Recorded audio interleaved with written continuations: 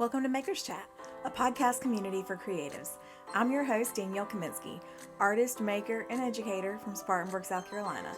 Join me as we share our stories and explore the topics that are most important to creative entrepreneurs and makers. If you have a stash of craft supplies that you are ready to turn into cash, then my 10-day workshop for handmade business owners is for you.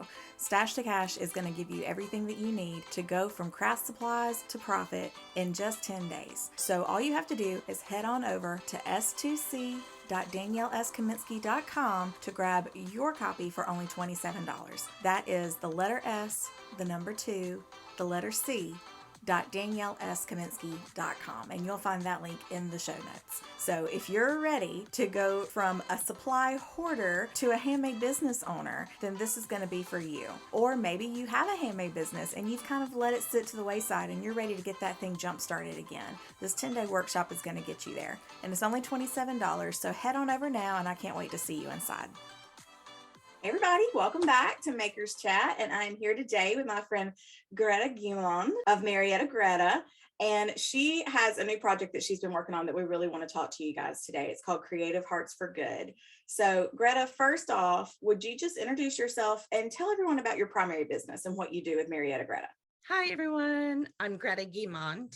My business name is Marietta Gretta, and I hail from Marietta, Ohio. And my primary business is I am an artist. I do furniture design and I do canvas arts and also mixed media. A little bit of everything. Master of none, but jack of all trades. I don't think that's true. You are insanely talented. I love your work. Thank you so much. I'm super excited to be here. Thanks for asking me. Of course, I'm really excited to have you here. Of course, Greta is an artist herself and a handmade business owner, but you have put together a new project recently. Tell us about that. Well, the name of it is Creative Hearts for Good. And it's kind of a double meaning those of us who have creative hearts will always have it. We will have it for always. And the other meaning is that creative hearts giving back for the good of making it forward. It just seemed like a logical name. And so that's where we are. So it was a project born out of my desire for connection and collaboration, not only just for the sake of collaboration, but for true meaning in that collaboration. I was struggling with that. I'd had some bad experiences in the past where, I just didn't feel like I was in any one certain group or crowd or tribe or whatnot. And so I had been really seeking out the right way to insert myself into my artist community. And so that had been happening maybe a couple of years before I really did find my tribe. And I started with a group and ended up in an intensive coaching group, which is where I actually met Danielle. It just really showed me that you can trust, you can count on, and you can give and receive in a community of mostly women for the good of everyone, not just giving.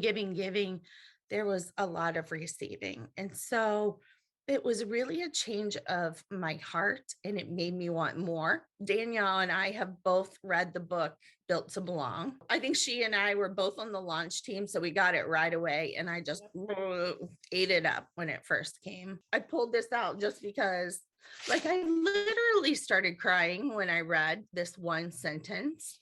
It says, what happens when you set out to find a community and then you discover that it doesn't exist? Or what if you feel deeply called to create something of your own because you have a vision for what a better community looks like, but you can't find it? So build it.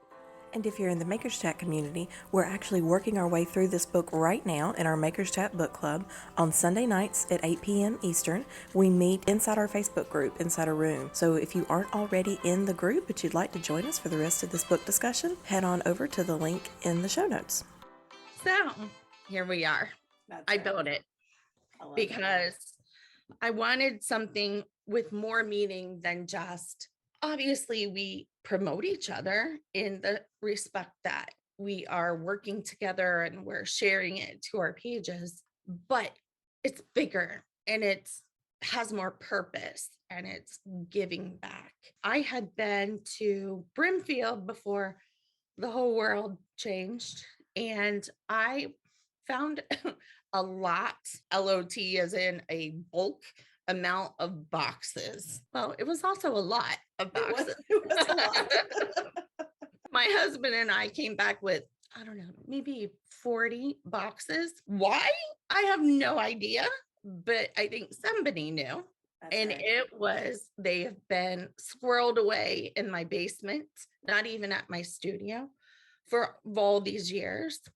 And I was looking after this coaching group to have a deeper connection or to keep that connection going. And one of the ways that I was doing that was by going to Dion Woods, the Turquoise Iris retreat in Galveston at the end of October. So the mind started working.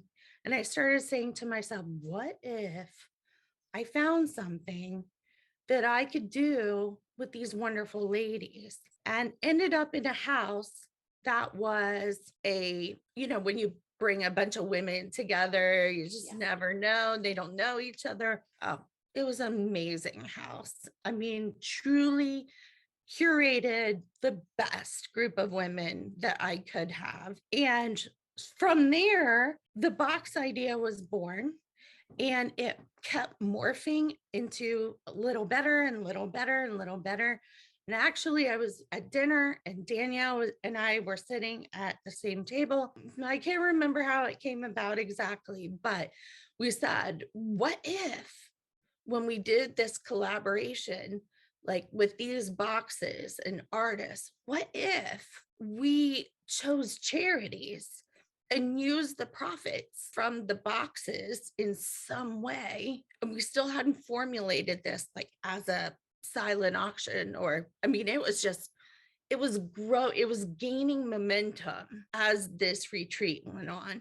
Danielle and I, even though she had laryngitis at the time, so she did a lot of listening. That we joke about that. Yeah. I still think that might have been meant to be too. It was. It morphed into every individual or group.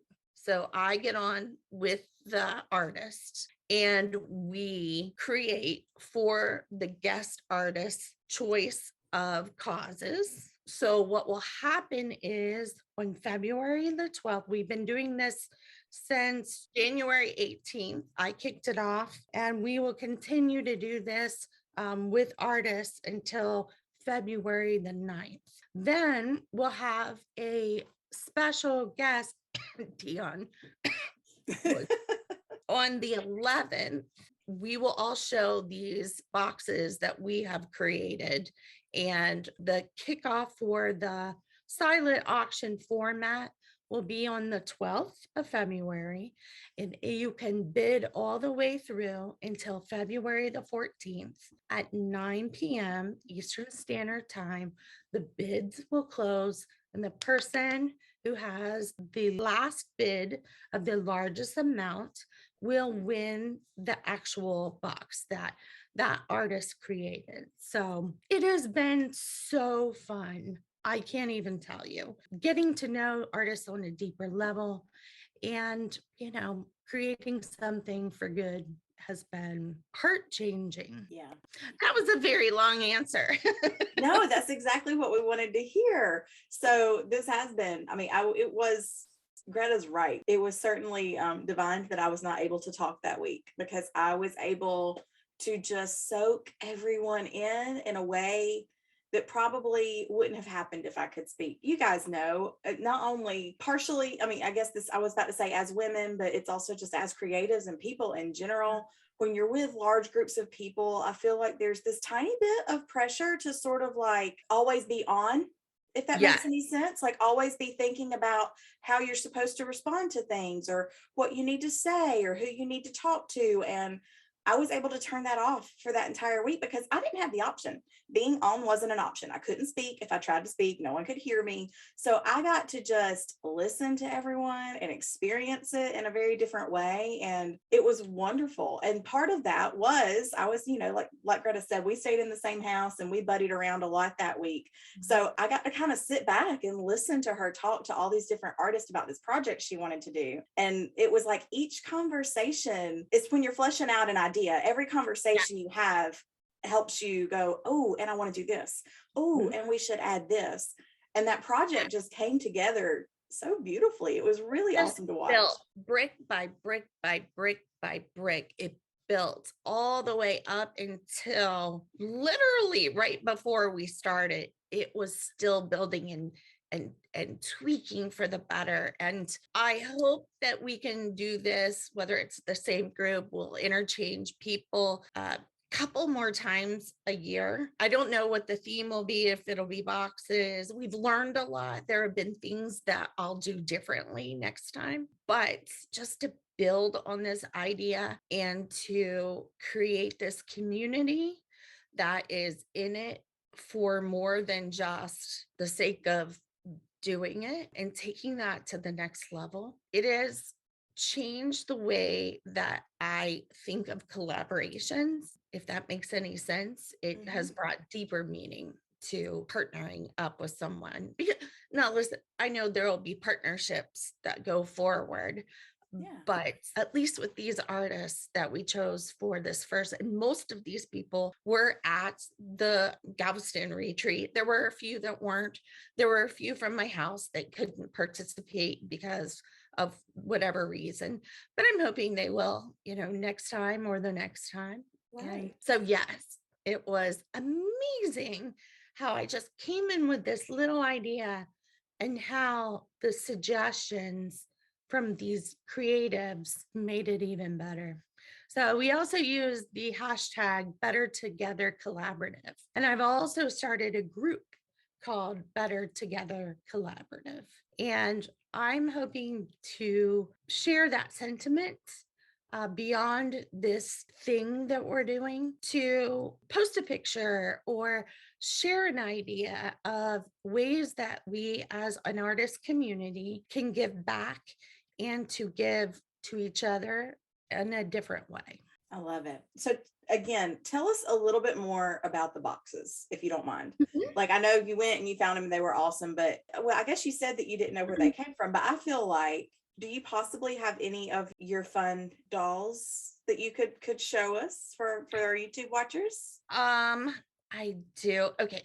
So my dolls, you either love them or you hate them. And I used to get super offended by that because I love them. Let me back up the track. I am a sentimental fool. I will collect things at flea markets that most people won't, like pictures of people I don't know. And I'll put them in frames and I'll hang them and they'll be like, oh, is that your grandfather? No, I don't know who that is. But to me, okay, I'm a rescuer in some ways. I was a nurse before this. I think it all kind of comes into play. And I think about dolls and old toys and photographs. These are all things that people loved at some point. And here they are sitting or rotting in thrift stores and flea markets. So I started collecting them to save them. And then it became kind of like the boxes, a little bit of a problem. So I needed to think of a way to do something with them. And so I just started putting little doodads together and creating these little mixed media pieces of art. I would take them to shows and they would sell pretty well, but I would have an equal number of people that would come in and go, okay, no, and turn around, just because there have been like some scary movies, which I am so against.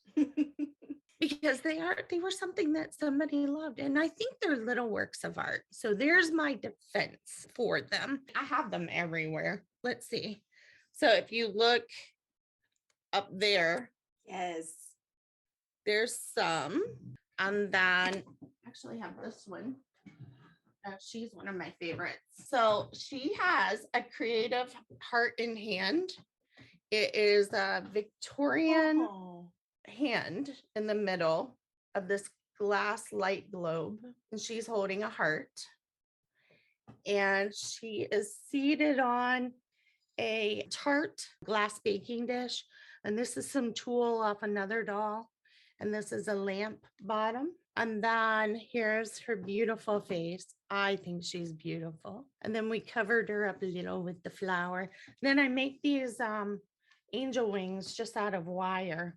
Usually they all have angel wings. She's one of my favorites. She won't ever be for sale. But yeah, I love them. And I mean, I'm looking around. I'm in the middle of creating a whole big bunch more that I have over there. Wish I could show you, but they're about 3/4 of the way. And I work on them little bits at a time. When I find fun little bits here and there, I collect them, and they usually turn into one of my sculptures. So I love it because I've seen some of your dolls. You've shown them to me before. One of the first ones you showed me, though, you made, and I'm trying to remember exactly how it was seated, but it was like maybe on an old jewelry box or something. So like I have that. Had a treasure box was part of how you created her. So when you show you that one, that would be really cool, because to me that's part of camera. When you started collecting boxes, that was what came to mind for me, was that, oh, well, maybe she was getting those to create these fun, treasure chests with her dolls. I love what you ended up doing with all of them, but it was, to me, that was the connection I made with you and your art and collecting the boxes and all of that kind of thing. I never thought about it like that. So yeah, I already had a box problem. So this is a beautiful box. Actually, I think I got this at Broomfield as well, because I got several of these folk art boxes that were carved. And then this is an old clock. And then it says today on it. And there's my little fellow. And he has a cuckoo clock hands that I glued. And then I made a little dunce cap. And at the very, very top, you can see he's got a clock winding. And this is a clock winding. Nice. And then here's the actual cuckoo clock bird. And that's a picture of my dad. That's so cool. I love it. Yeah, and he's got a little tie with a clock, an antique button. So I love them. I do. Every time you've shown me one, I just absolutely love them. So I wanted you to be able to show those off. So to me, that sentimentality basically that you have for the things that you collect to create these really cool dolls with these really neat stories, even if we don't necessarily know all the stories, clearly you do. I mean, for that clock to have the word today and a photo of your dad as a kid, obviously that means a lot to you. Yes. And that sentimentality is translating to these boxes, because all of these women are coming on and doing these videos with you, creating for causes that are special to them. That's telling the stories of how they're creating their box, their idea for their art box, and whatever it's going to be. And why their cause is so important to them personally, or how that cause affected them personally or through a family member. And I thought are very personal. Yeah. I know. I thought I knew things about people. And then as we get to talking on a deeper level, I'm finding out all of these wonderful things that these artists have done beyond our world. And it's an amazing opportunity to get to know people a little bit better and on a different level. I think it's great. I love what you're doing. So when the auction starts, tell us a little bit about how it's going to work logistically. Is it going to be on a website, or is it going to be on social media? How do you plan to host that? This was one of the challenges for this idea, was trying to figure out the best way to pull this off. So I did a lot of research, and I followed a couple of groups on Facebook that were bidding sites.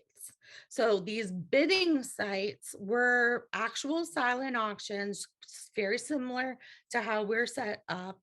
And what they do is they start it and they end it at a certain time.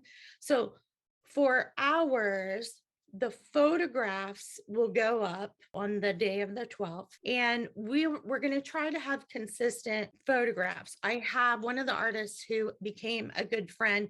She was also in our house, Rhonda McBean. She has been helping me with all things social media because I've been doing 12 boxes.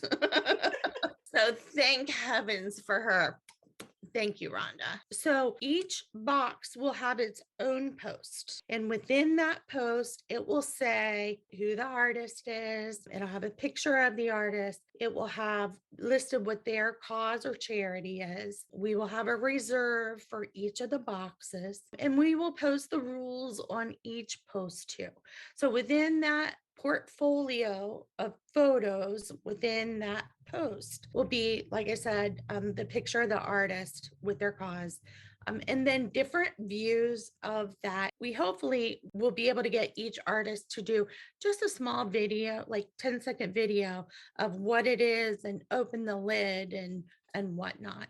So when it's pretty standard, you literally just bid and it will be in $5 increments. Okay. So somebody is at 50 and then somebody can come back in and post 55. So the next person will post 60. So what happens at 9 p.m. Eastern Standard Time on Valentine's Day is the person at that 9 p.m. mark or before, who was the last person to bid, will be the winner. And those winners will then get notified. They will be invoiced. They will pay for their box, and then the box will be shipped from the actual artist. So I think I mentioned this too, but whenever an artist and I do the boxes, my box, even though it's a separate bid, and your box or the artist's box will go toward the same cause. So there'll be one check written for the two separate winners to go toward. For example, now I lay me down to sleep. I guess that's it, except for there is a thing called a bidding war. So if we get a bid at exactly 9 p.m., there is a 3-minute window. So if somebody wanted to start a bidding war, they have to bid again within that 3 minutes. This is all Facebook time stamped. Okay. So let's say somebody bids then at 9:02. So it starts the 3-minute clock again. So that person has until the next person or the original one who thought they won will have until 9:05 to bid again. And it will go on and on and on until that 3-minute mark is broken. Okay. So if you know you want a box, you need to be there at 9 o'clock. That's right. So, and that'll all be clearly written out. And again, we're going to post it on each individual box, these rules, so that there's clarity. That's really cool. I love that.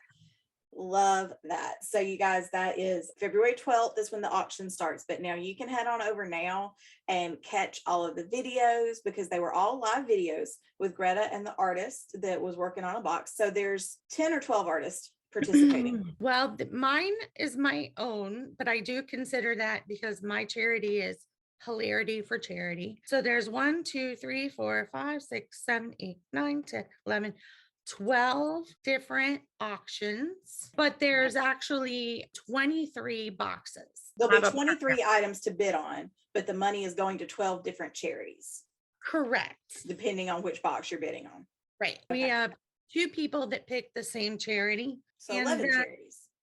11 charities, correct. And then on Wednesday the night, we have a mystery artist. Fun. Even if you can't or don't wish to buy a box, you can still help. And here's how you can do that. You can share our post. You can share our page to your friends and family. The more eyes that we can get on this Creative Hearts for Good page, the likelihood that these boxes will raise some good money for charity, it increases the probability of that. So I mean, we would so appreciate it if you would share this initiative, like and heart and all the things to fight those Facebook algorithms. That just really helps us tons and tons and tons.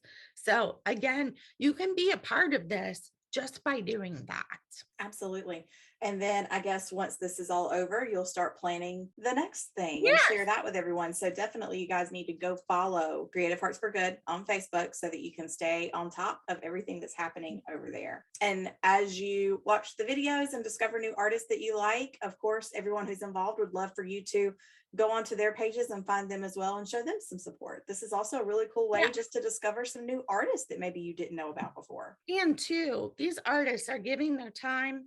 They're using their supplies. They are shipping these boxes to the winners at their cost. So, yes, please do. Please show them some love for doing this for us and with us. It's awesome. Thank you for coming on today. So as we wrap up, I always like to do rapid fire questions, and some of them are the same, but I've been trying to add some fun new stuff in there. So, we'll see. Greta was telling me earlier, she's a planner. So I she know. meant to go and try to figure out the questions I was going to ask, but it's easy on you. First one that I ask everybody, beach or mountains? Mountains.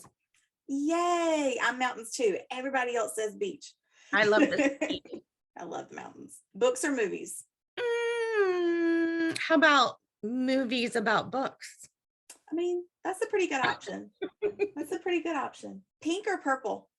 Pink. Really? Okay. Oh, yeah. Pizza or popcorn? Popcorn. A massage or a facial? Who has time for that? Oh, come on. You've got to have one that you prefer. About that. I guess a massage. But I'm always thinking about what I need to do when I'm there. It's hard for me to relax, but that is something that almost every year for my birthday, someone in my family will gift me a massage because I get a little wound tight, and they know that that's something that helps. Funny. So the last question is not rapid fire. It's one that you have to think about just a little bit. Okay. Lay it on me. You could go back in time to any point in history, to any place, where would you go and why? Oh, wow. That is such a good question. Well, I'm very, very, very proud of my city's history. I talk about my city all the time. We actually had a book written about my city by David McClintock, who is a famous Boston writer. He wrote 1776, and he wrote a book about our town called The Pioneers. George Washington and a couple of other people planned out the start of the Northwest, which means everything from southeastern Ohio this way west in Boston, Massachusetts. It was tough. It was a tough trek to get here. There were all kinds of obstacles, but when they made their quest here to Marietta, Ohio, they built a settlement, and I live across from a mound cemetery. So it is an Indian burial ground right across the street from myself. Then they planned the entire west track